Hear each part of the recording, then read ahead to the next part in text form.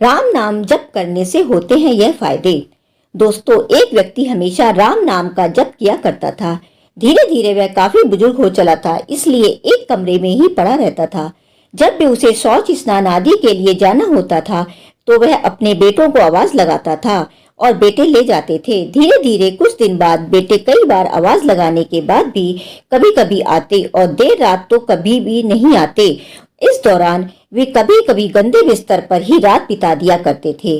अब और बुढ़ापा होने के कारण उन्हें कम दिखाई देने लगा था। एक दिन रात को निवृत्त होने के लिए जैसे ही आवाज लगाई, तुरंत ही एक लड़का आता है और बड़े ही कोमल स्पर्श के साथ उनको निवृत्त करवाकर बिस्तर पर लेटा जाता है। अब यह रोज का नियम हो गया था। एक रात उनको शक हो जाता है कि पहले तो रात में बेटे को कई बार आवाज लगाने पर भी नहीं आते थे, लेकिन यह तो आवाज लगाते ही दूसरे ही क्षण आ जाता है और बड़े ही कोमल स्पर्श के साथ निवृत्त करवा देता है। एक रात वह व्यक्ति उसका हाथ पकड़ लेता है और पूछता है, सच बता, तू कौन है? मेरे बेटे तो ऐसे नहीं हैं। तभी अंधेरे कमरे में एक अलौकिक उजाला हुआ और उस लड़के रूपी ईश्वर ने अपना वास्तविक रूप दिखाया। वह व्यक्ति रोते हुए कहता है, हे प्रभु, आप स्वयं मेरे निवृत्त कार्य के लिए कर रहे हैं। यदि मुझसे इतने प्रसन्न हैं तो मुझे मुक्ति ही दे दो ना प्रभु।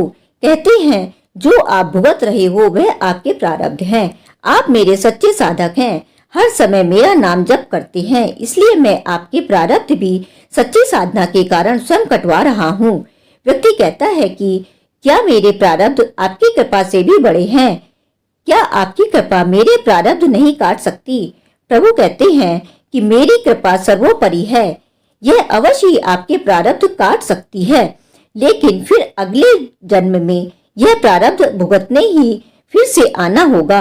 यही कर्म नियम है, इसलिए आपके प्रारब्ध मैं स्वयं अपने हाथों से कटवाकर इस जन्म मरण से मुक्ति देना चाहता हूँ। ईश्वर कहते हैं प्रारब्ध 3 तरह के होते हैं, मंद, तीव्र तथा तीव्रतम। मंद प्रारब्ध मेरे नाम जपने पर कट जाते हैं, पर तीव्रतम प्रारब्ध भुगतने ही पड़ते हैं। चाहे अवतार लेकर आओ, लेकिन जो हर समय श्रद्धा और विश्वास से मुझे जपते हैं उनके प्रारब्ध मैं स्वयं साथ रहकर कटवाता हूँ और तीव्रता का एहसास नहीं होने देता हूँ।